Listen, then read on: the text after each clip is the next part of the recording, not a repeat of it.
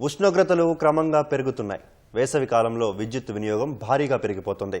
సాధారణ కాలంతో పోల్చితే వేసవిలో బిల్లులు కూడా ఎక్కువగానే వస్తుంటాయి. దీనికి ప్రధాన కారణం ఏసీలు, కూలర్లు, ఫ్యాన్లు నిరంతరం వినియోగించడమే. దీంతో మీటర్ గిర్రున తిరిగి రీడింగ్ భారీగా పెరిగిపోతుంది.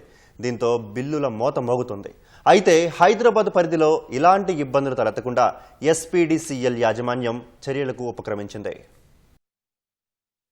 గ్రేటర్ హైదరాబాద్ పరిధిలో మొత్తం 67 లక్షల గృహ విద్యుత్ కనెక్షన్లు ఉన్నాయి. ప్రతి నెల 100 సంఖ్యలో మీటర్లలో సాంకేతిక సమస్యలు తలెత్తుతుంటాయి. అలా స్టకప్ అయిన మీటర్లు ప్రతి నెల మార్చుతున్నప్పటికీ శివారు సర్కిళ్లలో వీటి సంఖ్య మరీ ఎక్కువగా ఉంటున్నట్లు అధికారులు గుర్తించారు. 4-5 నెలలుగా కొత్త మీటర్లు లేకపోవడంతో మార్చే వీలు లేకుండా పోయింది. ఆగిపోయిన మీటర్లున్న విద్యుత్ కనెక్షన్దారులకు స్టేటస్ 2 కేటగిరీలో బిల్లులు జారీ చేస్తుంటారు. దీంతో కొందరిపై అదనపు భారం పడే అవకాశాలు ఉంటాయి. అందుకే వినియోగదారులకు ఇలాంటి ఇబ్బందులు తలెత్తకుండా సంస్థకు నష్టం లేకుండా ఉండేందుకు యాజమాన్యం ప్రత్యేక చర్యలు చేపట్టి స్టకప్ అయిన మీటర్లను మార్చాలని నిర్ణయించింది.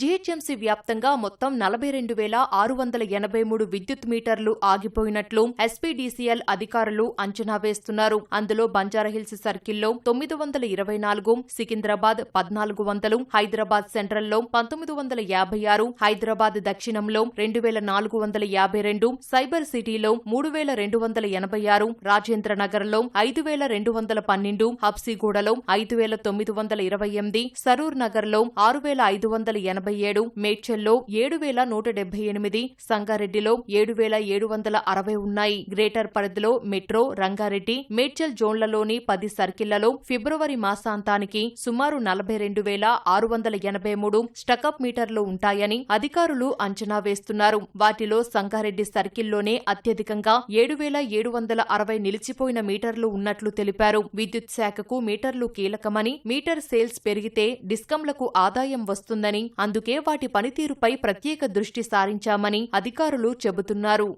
మామూలుగా విద్యుత్ వినియోగదారులకి మనకు కరెంటు తీసుకున్నప్పుడు మీటర్ ద్వారా సప్లై తీసుకోవడం జరుగుతుంది. సో దాంట్లో single phase meters, 3 phase meters, ఇంకా సిటీ మీటర్స్, సో మన లోడ్కు అనుగుణంగా మీటర్స్ అనేది డిపార్ట్మెంట్ నుండి ఇవ్వడం జరుగుతుంది. కొన్నిసార్లు మీటర్లో రీడింగ్ అనేది స్క్రోల్ కాకుండా అదే రీడింగ్ మీద ఆగిపోయి ఉంటే దాన్ని మనం మీటర్ స్ట్రక్అప్ అంటాము. సో దానికి రీజన్స్ ఏముండొచ్చు అంటే, ఒక్కొక్కసారి మనం ఇప్పుడు మీటర్స్ రీడింగ్ అన్ని కూడా ఐఆర్ రీడింగ్ తీసుకుంటున్నాము. ఒక్కొక్కసారి కమ్యూనికేషన్ ఎర్రర్ ద్వారా మీటర్ రీడింగ్ క్యాప్చర్ కాకుండా కంటిన్యూస్గా ఒక 2-3 నెలలు అది మీటర్ క్యాప్చర్ కాకపోతే ఎందుకు మాన్యువల్ ఇంటర్వెన్షన్ ఎందుకు అని చెప్పేసి మీటర్ స్ట్రక్అప్ అయిందని చెప్పేసి మనం మార్చడం జరుగుతుంటుంది.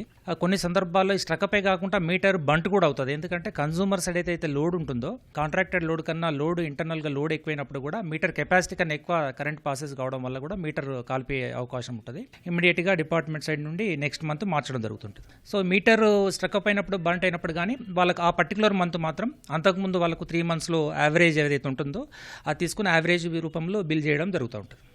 హైదరాబాద్ శివారు ప్రాంతాల్లో కొందరు వినియోగదారులు మీటర్లు తీసుకుని వాటిని వాడకుండా వదిలేయడం, వర్షానికి తడుస్తూ ఎండకు ఎండుతుండటం వల్ల మీటర్లు చెడిపోతున్నాయని విద్యుత్ శాఖ అధికారులు చెబుతున్నారు.